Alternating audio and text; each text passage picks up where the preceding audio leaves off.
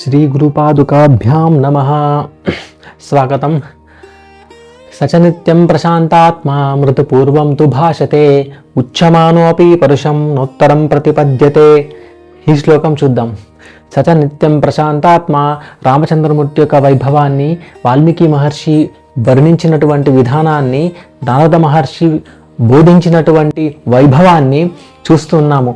అట్లాగే దీంట్లో మరొక శ్లోకం, సచనిత్యం ప్రశాంతాత్మ మృతపూర్వం తు భాషతే ఉచ్యమానోపి పరుషం నోత్తరం ప్రతిపద్యతే.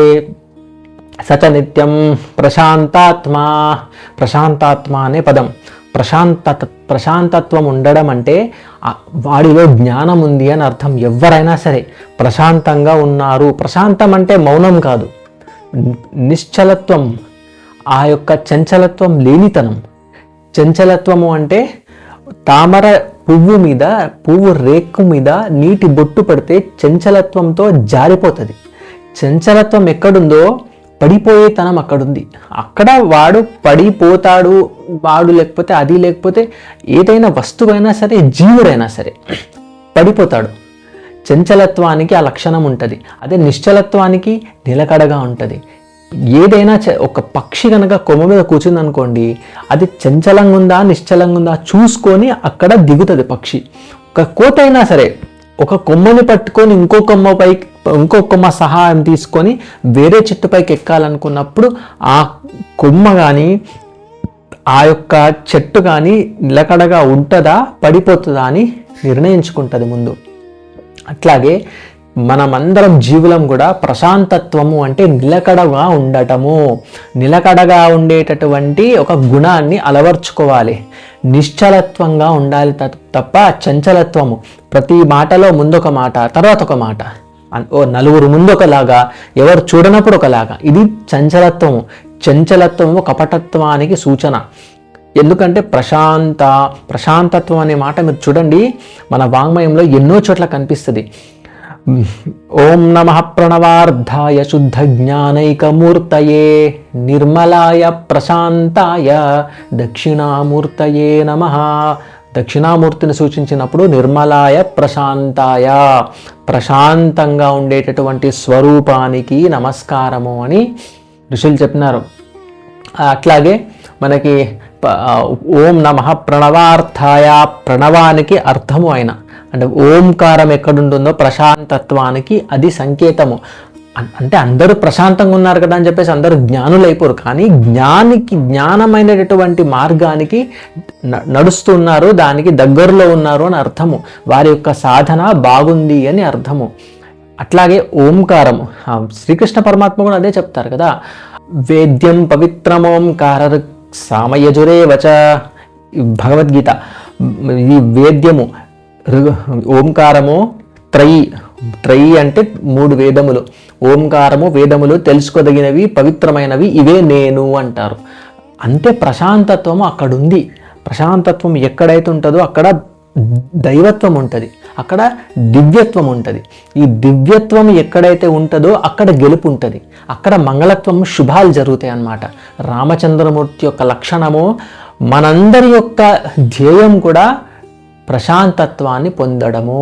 ఎవరైతే ఆధ్యాత్మిక సాధనలో ఉన్నారో, భగవంతుని కొలుస్తుంటారో, అస్తమానం లొడల మాట్లాడడము, లేకపోతే అది భగవన్ నామమైనా సరే దాన్ని కొంత సమయం వరకు గట్టిగా బయటికి పలికినా బాహ్యంగా ఆంతరత్వాన్ని మనం అలవాటు చేసుకోవాలి.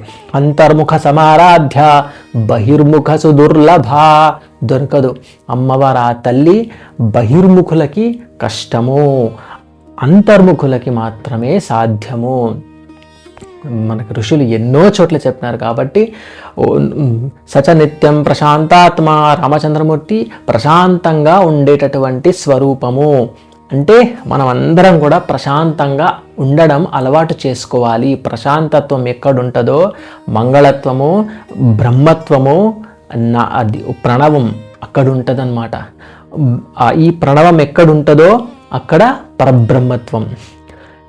వాడి దగ్గర కూడా సుఖ సంతోషాలు ఉంటాయి. ఎవరైనా సరే ప్రశాంతంగా ఉండేవాడి దగ్గరికి ఇల్లు ఏమైనా చెప్పుకుందామా అని స్నేహితులు ప్రయత్నిస్తుంటారు. ఎందుకంటే వాడి దగ్గర ఉన్నటువంటి ప్రశాంతత్వము నాతో స్వాంతం దొరుకుతుంది, నాకు అక్కడ కాస్త కొంచెం అక్కడ నిమ్మలంగా ఉంటుంది అని చెప్పేసి పోతారు జనాలు. మన మహాభారతంలో కూడా ధృతరాష్ట్రుడు విదురుడి మీద కోప్పడి విదురుడిని వెళ్ళగొట్టేసినప్పుడు విదురుడు వెళ్ళిపోయిన తర్వాత ధృతరాష్ట్రుడు జీవితంలో ఒక చాలా వెలితిని అనుభవించినాడు. ఆ వెలితిని కోలుకోలేక మళ్ళీ బ్రతిమాలి విదురుని మళ్ళీ తప్పించుకున్నాడు. ఎందుకంటే విదురు దగ్గర ప్రశాంతత్వం ఉంది. అక్కడ ఆయన దగ్గర ఆ వేదాంత తత్వము, ఆ బ్రహ్మనిష్ట, ఆ ధర్మనిష్ట ఉంది కాబట్టి ఆయనలో ప్రశాంతత ఉంది.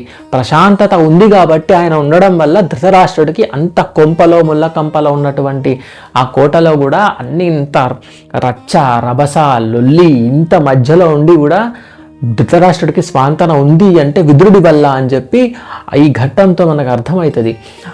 ప్రశాంతతగా ఉండేటటువంటి తత్వం వల్ల ఒక స్టడీ డిసిప్లిన్ అనేది అలవాటు అవుతుంది, స్టడీ ఫోకస్ అనేది వస్తుంది.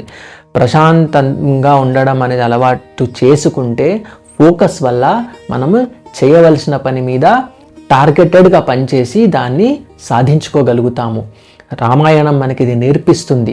ప్రశాంతంగా ఉండడం అలవాటు చేసుకోవాలి.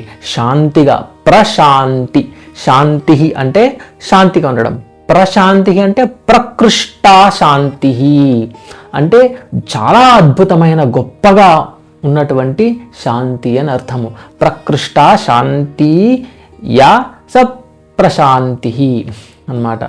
ఈ ప్రశాంతత్వాన్ని మనము అందరిలో నిమ్మలంగా ఎప్పుడు ఏది జరిగినా, ఏదున్నా సరే, మాట్లాడినా సరే, ఆలోచించినా సరే, పని చేసినా సరే, చదివినా సరే, రాసినా సరే, ఎక్కడున్నా సరే, మనం అంటాం కదా మన ప్రాంతీయ భాషలో నిమ్మలంగా ఉండడం అలవాటు చేసుకోవాలి. ఇదే సచనిత్యం ప్రశాంతాత్మ శం.